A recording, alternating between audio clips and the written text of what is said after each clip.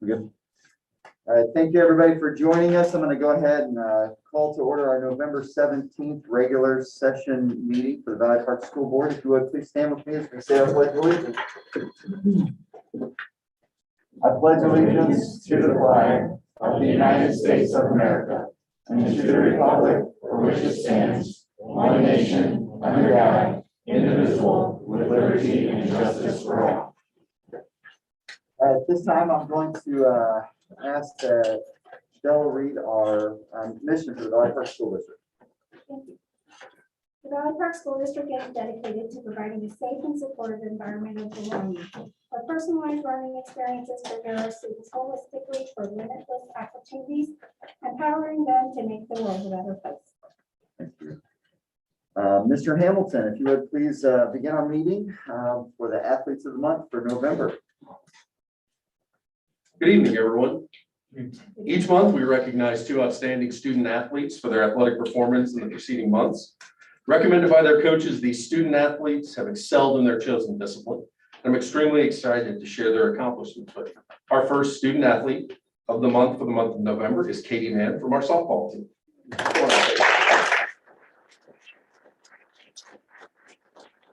Coach Alexander said Katie is a leader on and off the field. Some of her highlighted stats from the season include a .449 batting average, 35 RBIs, and leading the team with 4 home runs. Katie played and started at multiple infield positions throughout the year, showing an outstanding glove at each one. Her versatility to play multiple sports and positions makes her a special athlete. Congratulations, Katie, on being named the November Athlete of the Month.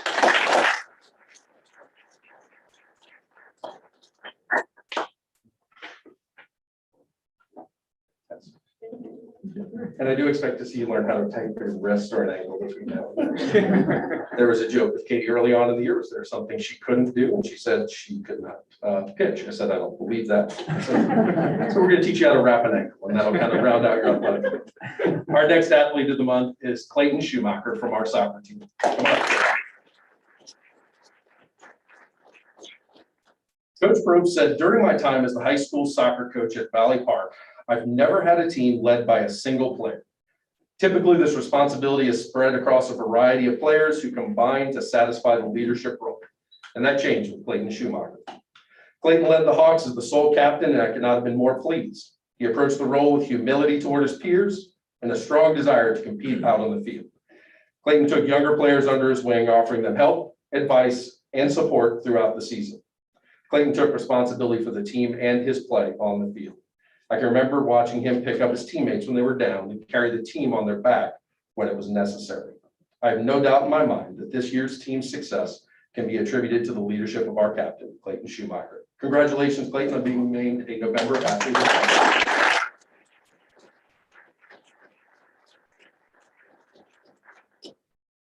Thank you. Jamie, did you want to take their pictures? You guys mind coming out here so I can take your photos? Again, families, you are welcome to, those athletes, you're welcome to stay, or you can use this time to exit, whatever you'd like to do.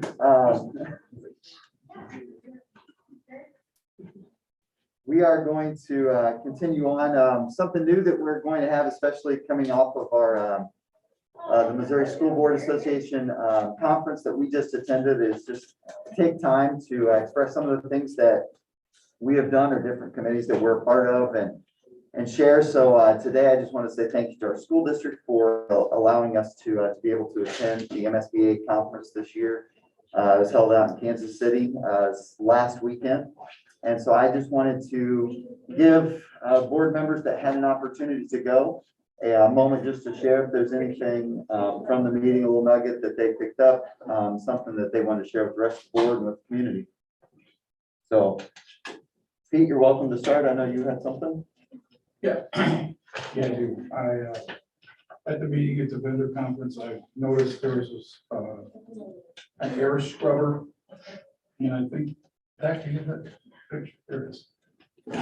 This recently, this scrubbing system, which is not just come about because of COVID, but it takes care of viruses, bacteria, mold, fungi. What comes out is 99% clean air. It also has a UV light to kill other living organisms. It fits right into a ceiling tile. It's self-contained. And what the best part about it is it's a zero copay for the district. Recently, Biden signed paper that FEMA will pick up the entire cost of this. It wasn't $820, and they're pretty pricey, but they're really a quality unit because they're so self-contained and gives you instant feedback through the system. So each one of them, because of the CFM that they bring in, you need about 4 to 5 units per 1,000 square feet or a 900 square foot classroom. And it will run 24 hours a day. You don't want to just run it with the lights. You want it to run all the time. So I think Dr. Dill just set up a meeting for us to meet with the supplier. You know what date was on it? Yeah, I think it's the end of this month, 29th or 30th of this month. Pete and Adam and then Chris Pohl and Dr. Lowe will all be part of that to learn a little bit more, see another presentation, and then for us to probe some questions of them as well. Yeah, we just went down to round 4 before somebody decides to take the money back. So while it's out there, we better get it. So since it went from 80% to 100% within the last 30 days, we want to try to get on board while it's still at 100%. Pete, that cost also includes the extra bulbs and filters for 3. Yeah, your maintenance over a 4-year period, they also, under that same cost, will supply you enough filters and UV bulbs to handle up to 4 years. It's still at no cost. So for the first 4 years, there's zero maintenance cost. Well, I would just like to say to that that's great. And even above the obvious reasons why that's a good idea, as we've always talked about, being this close to the river, the mold count is always higher. And, you know, we've always been aware of that. We have always had a high rate of kids with asthma, breathing issues. And so to me, I think it's just a win-win all the way around. So thank you for bringing that to the table, Peter. You're welcome. Yeah. Appreciate that. That's all I got. Thank you. Anybody else? I know we have Lisa online and Nicole and Adam. Anybody else want to share? I will if I'm not stepping on anyone. Go for it. I attended a session on LGBTQ plus classrooms and just working on increasing our awareness of those issues and increasing our knowledge so that we can offer support and a welcoming place for all of our students just as they are. I feel like there's a lot of work to be done in that area, and I thought it was fascinating to hear all the information. And I personally have been exploring that more just so that we can be more inclusive. So it was really cool to get together with so many other people and talk about that.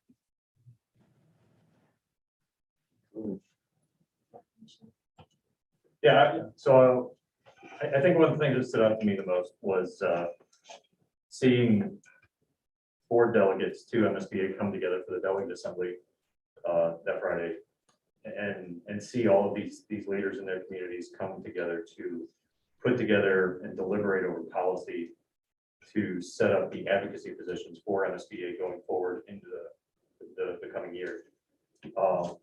You know, we have some items on the agenda tonight that we'll be approving regarding board candidate filing. There are some machinations happening that are sort of squeezing school boards across the state. So to see those people come together and to watch all of us pick apart advocacy positions, put them back together, it was really just refreshing to see, to be able to do that in person again. So. Nicole, Jeremy, you want to share? Yeah, just for me, coming in when I came in, I haven't gotten a lot of opportunities to get to know my fellow board members, be around other school boards from across the state as well. And for me, that really helps me get to know people better and just being in an environment where, we're all kind of going through the same things was very much a relief, especially at this time. So that for me, it was great. I appreciate the opportunity. Good. Yeah, I think a lot of the networking as far as different policies that are going on at the state and local level. There's just a lot that's happening and to be kept up to date on.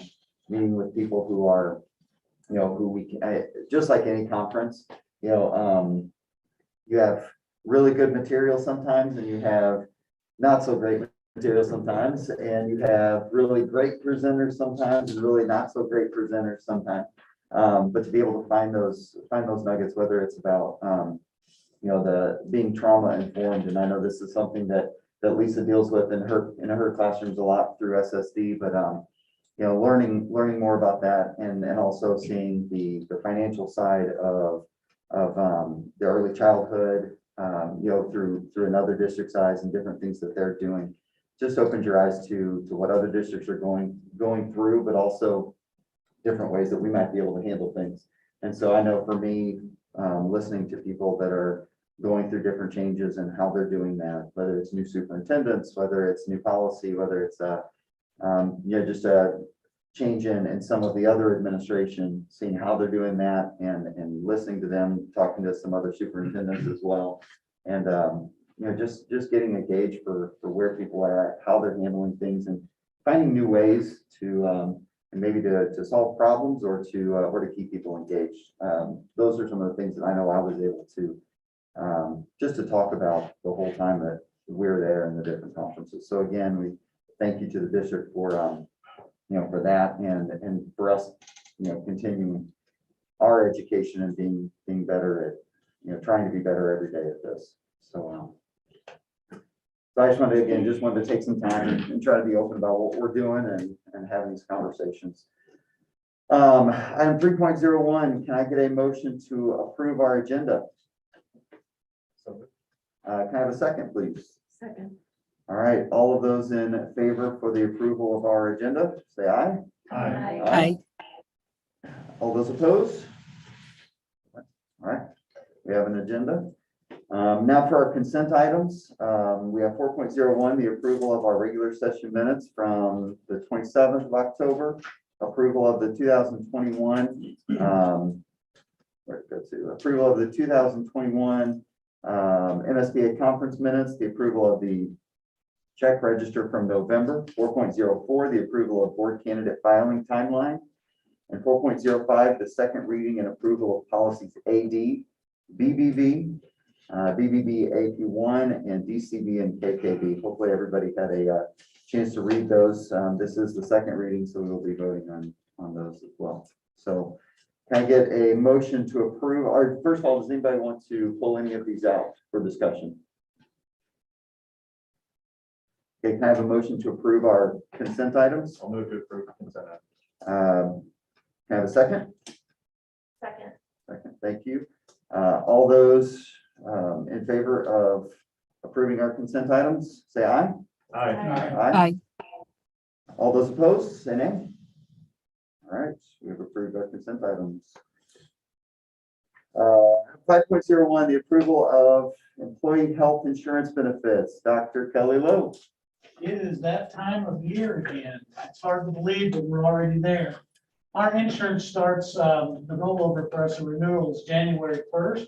So this time every year, we're going to bid insurance. I'm going to introduce you to Craig Bauer. He owns RAI Insurance, I think. He is our broker. We basically go out to 4 different insurance providers, which is Aetna, Anthem, Cigna, and United Healthcare, our current provider. He does all of the legwork. We give the census and he does the legwork. So I'm going to turn this over to Craig, let him introduce the process and talk to the board about the results. Yeah, again, thank you. My name is Craig Bauer and thanks for having me tonight. So basically, every year, I know quite a few of you. I've been doing the insurance for the school district for now, probably over 10+ years. So as a broker, what we do is we consistently review the market and come out and meet with Dr. Bill, Dr. Lowe, and we game plan the best alternative. So with this year coming up, the renewal is January 1st. And, unless you're, there's really, as Kelly indicated, there's 4 main carriers in the St. Louis market: Cigna, Aetna, Anthem, United Healthcare. So United Healthcare came out with the renewal. Let's remember, they took it over 23 months ago. They did do a 13-month rate guarantee. They came in Anthem was at, I believe, a 20% increase back then. So we elected to go ahead and go forward with the United Healthcare contract. Then, last year, the renewal came in and it was a pass, a 0% increase. So you haven't had an increase in your premium in the last 23 months.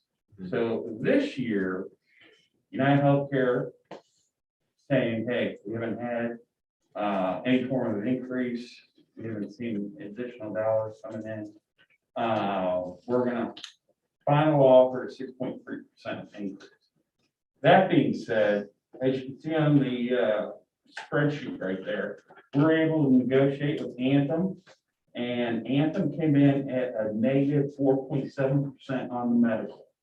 That means you're looking at, on that, a total premium reduction of almost $90,000 off the renewal. And how much off the current is $38,500. So you're looking at a substantial amount of money to save. The coverage is apple to apple, as close as possible as most carriers are. Companies A and B are all going to be very similar. It's the best product that they have. They match the co-pays, 25 for primary care doctors, 50 for specialists, just like it is today. They did a 75 urgent care copay, just like currently, along with they matched ER $300. They also match the prescription copay, and it's a 15, actually 40, 75, 15, tier 1, 45, tier 2, tier 3 is $75. The one thing that Anthem did is they expanded. United Healthcare was going to push off to a 4-tier prescription program at renewal, which means there'd be a lot of people to where at the end of the day, the 4th tier, which is more high, especially drugs, are going to be, a co-insurance of up to $300.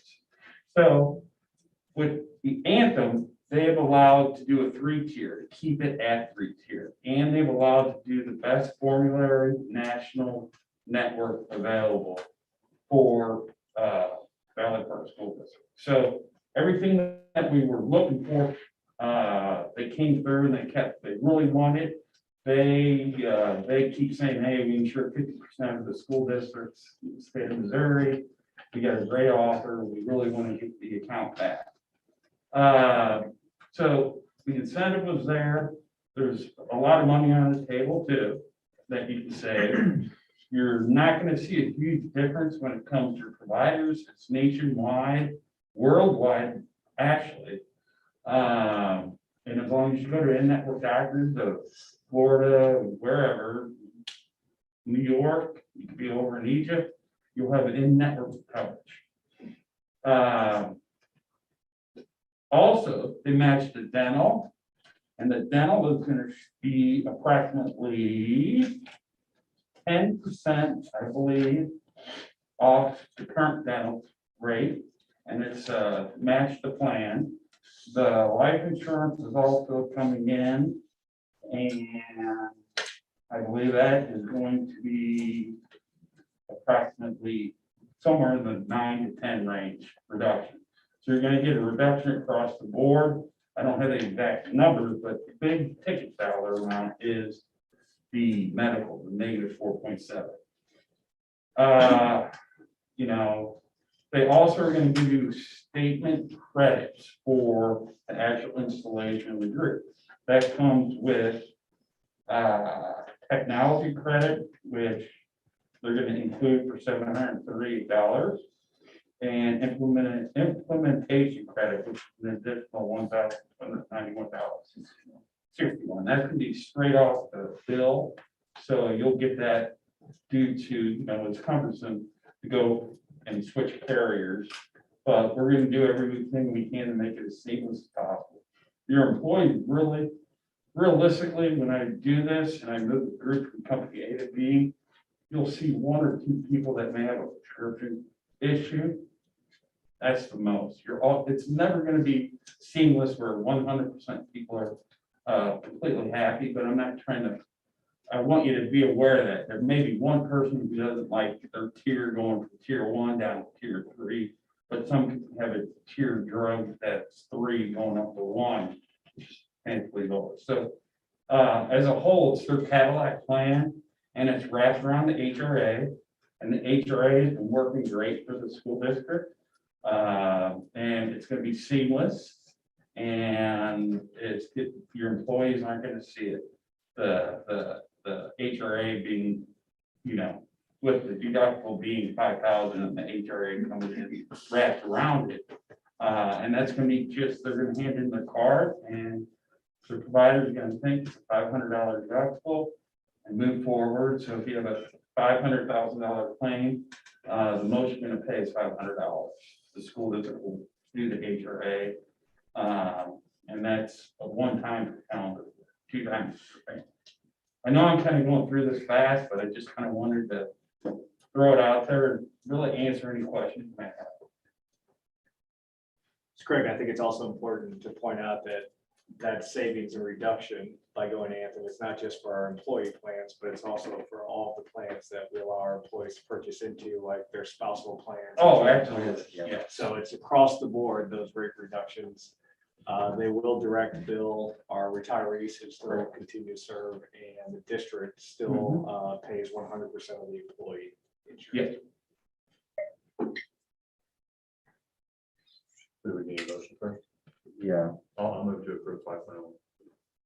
Can I get a second, please? Second. Okay.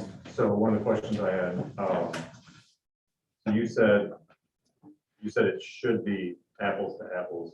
Do we know specifically where our employees may see either a loss of benefits or a shift of benefits? I can tell you they're going to see, probably the only shift is going to be probably in prescriptions, and it's probably going to be a small segment, maybe 1 or 2 at the most. It's either drug being put from tier 1 to 2. We're not going to see any huge difference in pharma or providers. They all take about the same care. Right. Doctor co-pays are going to be the same. Where you're going to see a benefit is that United Healthcare, in addition to doing the full tier drug, is going to put you off to a designated diagnostic provider, where they're going to take away your first dollar coverage for diagnostic procedures, and they weren't going to cover them at 100% for X-ray. So Anthem will cover that. So basically, Anthem is by far, based off of your old contract, very similar. The new contract that United was trying to renew with you, completely better. And what we found, to add on top of that, what we found at the last school district I was at, sometimes those generic drugs versus the name brand drugs, that might switch from tier 1 to tier 2. So the copay will be a little bit more. Right. But the actual medical plan is just plan for plan. Okay. The biggest concern we'll have there is just the switch over and making sure that we transition correctly. Right. Okay. Yeah, I just want to make sure if there was a loss of service that we made sure it was explained. The other question I had was, you mentioned top tier formulary, but I didn't catch the name. What formulary is this plan? Oh, the national formula, which is, Okay. yeah. I didn't know if it was through Caremark or Medco or. So, okay. Oh, yeah, it's through, Express Scripts, but then Okay. it's gonna be going through, but, the key there is just remember, it's the national formularies. When they say national formularies, they're not moving you to what all carriers, a lot of carriers are doing, United's doing, is switching you to the essential pharmacy formulary, which is taking away some of the more expensive prescriptions. Right. And pushing you off to a generic form where you were taking this and they put you off. So a lot, this one, you have the option of the tiers, Okay. 1, 2, or 3. Thank you. Mhm. Is there any other questions? Looking at the staff, is looking at the press of that. Yeah. All the specs are identical. Any other questions? No, what you're gonna get is employees that have to change your doctors or something because. No, they're not gonna change your doctor. I promise you 99.9% will have the same doctor. Anthem's pretty much out there, so. All right. Well, let's, we've got a motion and a second, so, all in favor of approving 5.01, the employee health insurance benefits, please say aye. Aye. Aye. All those opposed? All right, then we have the employee health insurance benefits are approved. Now 5.02, the board's discussion of policy BBBH1, the public participation. I want to go ahead and read a few different parts of this. I can get my mouse to work. So, You want a motion for this or no? no, we don't, it's just a discussion, so we don't need any motions. We're not looking to approve anything tonight, so it's just a discussion. So I want to read just some of the bullet points for public comment, and says the board will establish, so a specifically designated time will be set aside for public comments at regular meetings of the Board of Education. The following rules will be applied to the public comment portion of the meeting. Thank you, guys. Thank you. Thank you. The board will establish a time limit of 5 minutes for the public comment period. It's not per person, that's the entire public comment period. No individual will be permitted to speak more than once during this period. The board will establish a uniform time limit for each speaker. Only items from the posted agenda item may be discussed. So I'm going to go ahead and open it up for discussion. And we can, Pete, I'm not sure if you wanted to start it. I know it was last revised in 2013. I believe you and Della were on board then, but Okay. and Faye, yeah, Faye was on 2013 as well. All right. This 5 minutes one. What? The 5 minutes total. Yeah, that's my problem. I don't think that makes sense, so I don't know. We should go back and see if we can see if that was a typo or something. Yeah, that was Yeah, it's kind of rough to have more than one speaker in 5 minutes total. That's a little tough. Right. yeah. So, I'll tell you, I talked with Phil Sparks from MSBA before we kind of began our discussion. I talked with Phil Sparks from MSBA, and one of the things that she said was that they have a few different policies that they recommend, and most of the time, almost every time, school boards will change it based on their needs and what they want at their board meetings. And she called them snowflakes. All of them are different. It's very rare to find two that are the same. So they sent one. What we use as far as, with the exception of the 5 minutes, is actually what MSBA recommends.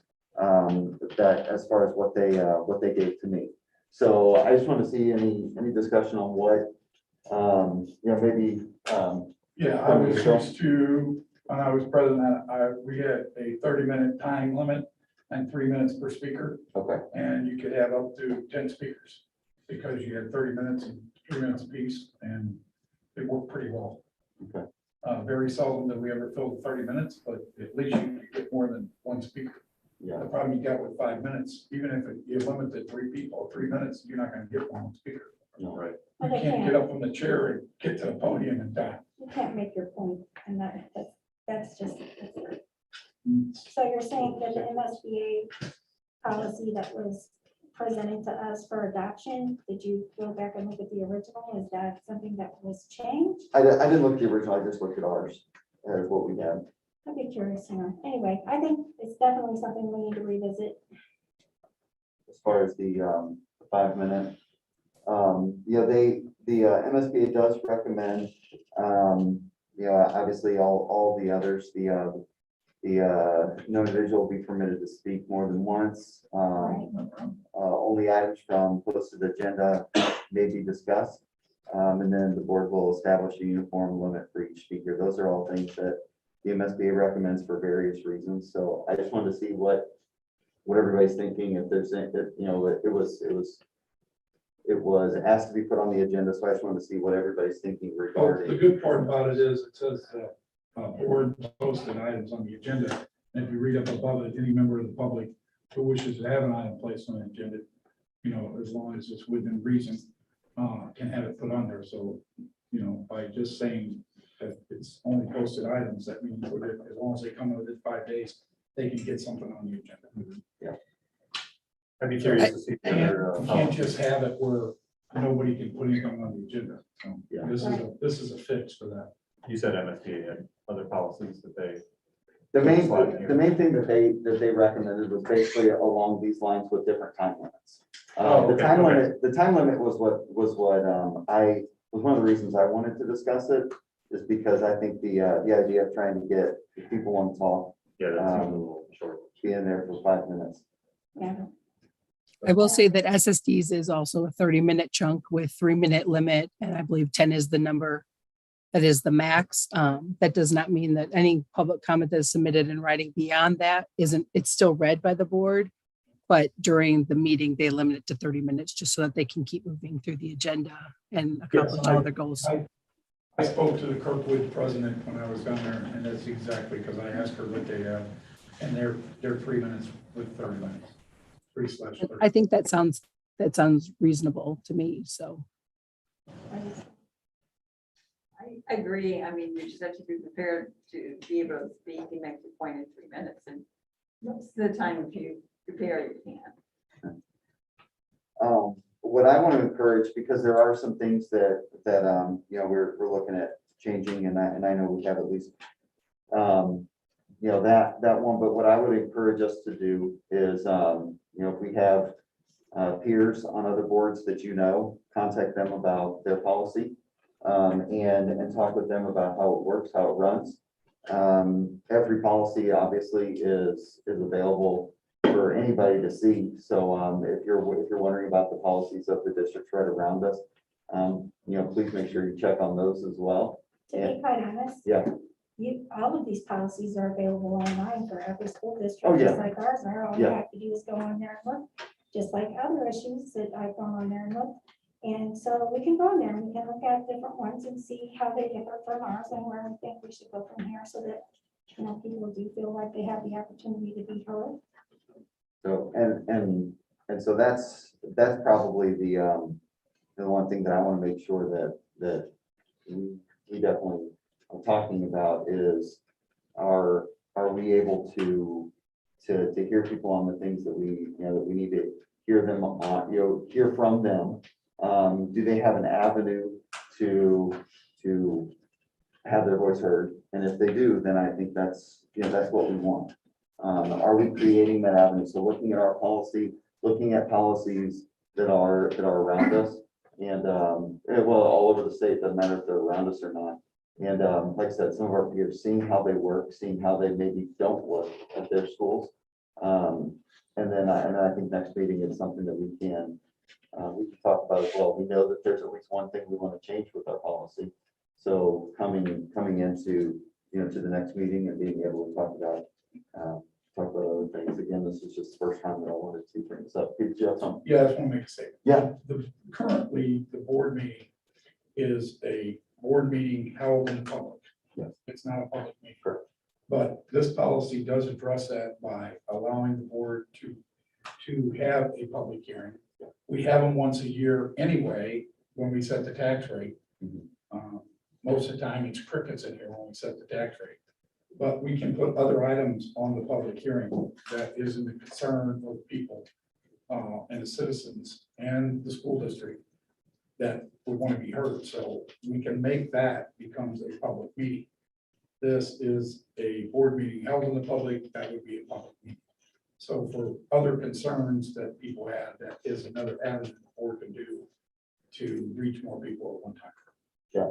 Now, that wouldn't normally be held here. We'd have to do that in the cafeteria or something. I know there was one long time ago that was held like that when Kelly was not on board, but there is other avenues that we work for that. So there's more than just getting on 3 minutes. Yeah. I mean, there's other ways to do it. And we also have the ability, like, just because we aren't limited in how many times we could amend this, are we? So like if we said it and then we thought, well, okay, that didn't work out exactly as we planned, we could retouch on it and we could amend it again if we needed to. And one of the things that Ms. Barks told me about 3 times while I was on the phone is that it is not, we don't have to have public comments at our meetings as well. And so, I mean, she said that was her recommendation. So what? It was her personal recommendation not to. These were the ones that the MSBA recommends. So it was, that's one of the things that she shared with me, but it was a good conversation. But I think that if we, like I said, talk with some of our peers, and see what they're doing, see how it works, how it doesn't work. And then we can have another discussion on it. I think that would be good. So I just wanted to make sure that everybody was aware of that, and really to know that there needed to be some changes. I know for me, the limit of 5 minutes, whenever I read that out loud, I thought that was 5-minute limit per person the first time that I read it. I kind of wonder if that's not what the intention was, and then it just didn't get construed properly. I don't know. I don't remember that being the conversation. I'm just gonna say that, because I don't think I would have liked it then, just like I don't like it now. Yeah. So I somehow think, I don't know what happened with that. Okay. So again, please be sure to check on those at other school districts, and if you know anybody, please talk with them, and let's bring that to the discussion. I think that would be. Thanks for bringing that up. I'd be thankful. Yeah. That is kind of- Yeah, no, sure. All right. I want to go ahead. I know that we're going to move on to 5.03, the public comment on posted agenda items. I know we have some that are read. We do have, like I said, everybody just heard the agenda or the policy for that of 5 minutes. We are, like I said, I think we what? You think about, yeah, I think we're going to, again, since that's something that we all feel is not, should not be in there, we're going to go ahead and read our comments that we have that were presented earlier, and then see if anybody else wanted to make public comments here. One virtual submission this evening from Rebecca Menley, 807 Crescent Oaks. In regards to agenda item 5.02, I would like to encourage the board to discuss and revise this policy. The public comment section has reasonable steps to be able to speak at the meeting. However, it is still necessary to have a reference to an agenda item. Many times there's no opportunity to ask specific questions or make comment when there isn't a way to tie it together to a specific agenda item. So the public comment is limited. Any community member should be able to make comment or ask questions about anything related to Valley Park School District, then proper follow-up of those comments made by the board. Please keep in mind, this is an opportunity for open communication, both positive and negative. More participation by community should be an important goal of the board. Thank you for your consideration. Is there anybody that would like to make a public comment here? I know, Eddie, please just state your name. Yeah. You know how it works. Yeah, I know how this is. Yeah. Eddie Walker, 120 Patricia Hill Drive. I totally encourage the board to revise the policy, and I think Pete made one comment that we could have an agenda item, if not as a bigger meeting. We've suggested that, we were denied. We were pushed, or I and many others were pushed to go through a process that the board has in place, which as a taxpayer is wasting money, because I have to go, I had great meetings today with Dr. Lunig, Mr. Hamilton, but that costs the school money to meet with me. And if I want to go further, now I got to meet with Dr. Dilge. So it's going to cost more money. So we had the opportunity to hold, as Pete asked, of town hall, and it was kind of nullified and pushed to everybody go through this process. So I don't know what that number is. I'd love the board to ask how many meetings have been held, get an approximate of how much taxpayer money we wasted in this process so far. And that's one of the policies the board should look at also. Della made a great comment that we can revise the policy to whatever we want. So I think Ms. Menley made a great point is, let's give it a try. Let's open it up for open comments, because as Pete said, if you get it within 5 days, I may think of something in 2 days from the board meeting, but if it's 5 days, it's a cumbersome process. And as a board member for the city, I have found it very helpful when community members will come. You will have obvious ones that you listen to, and you know, it was complaint session. But there are things that have worked out in the past of community members bringing points to the board in an open agenda item. So I encourage the board to take Della's, she didn't make it that way, but as she said, that there you have the opportunity to always change the policy. So I would encourage the board to take a look, change the policy, open it up for open comment from communities. And if it gets out of hand, you have every right to change the policy back. So thank you. Okay. Are there any other comments? Rich Schmidt, 214 Crescent Knolls Court. I'll just reiterate everything that you just said. I'm not gonna go through all that. One thing that I would love to see is how are we submitting this? Or is it gonna be an online thing? Do we have to come into the office? Or we can just Hold on, sorry. get it on? And I honestly think that it's something that we should be able to come in here and speak about the school district, not just what's on the agenda that night. So, all right, thank you. Are there any other comments? Lisa Eisenhower, 1447 Autumn Lake Drive. I agree with both of them. I agree with Becky. I agree with the board members who want to expand it at a minimum, the time limit we've already gone over at this point. Which I think Della is probably correct. It was probably a typo, those things happen. I'm an elected official as well, right? And that's what all of you guys are. And in my position as an elected official, I find it extremely helpful to have a collaboration between the community that elected me and my job for that community. It's not like I live in one area in my little town, right? You guys, some of you have students I know at school, some of you don't, some of you have grandkids at school, some of you don't, right? The different perspectives is a huge thing for us to have. I think that the fear is that it will all be negative. And the truth is if it was an open agenda item, I could speak about the play that we just got to do. And we could have that sort of communication and collaboration. But because I have to read through an entire agenda, that if I wanted something on the board meeting, I would have had to do it before that agenda was even posted. So I've wasted all my time going through a meeting with Lindig and a meeting with Dilge so that I can then ask someone to put this on an agenda item that may well have already been on the agenda anyway. Mhm. So a lot of time for me, and I work full time. So I just think that it would serve our community and all of us to simply allow us to speak when we want to speak and limit the time, right? That allows you to put that limit on it and not have somebody up here talking for 2 hours about whatever it is that they're upset about. So that's my 2 cents. Thanks. Thank you, Lisa. Can I follow up real quick on my, I know I'm No, not supposed to, yeah, but we do the 3 minutes and it's 30 minutes for the city. And we understand. follow up after. yeah, go ahead and say, yeah, let's send me an email about that, yeah. I'll follow up with you. Are there any other comments regarding, or any other public comments? This is my turn. Yeah, Ms. Gumby, you're absolutely allowed to, thank you.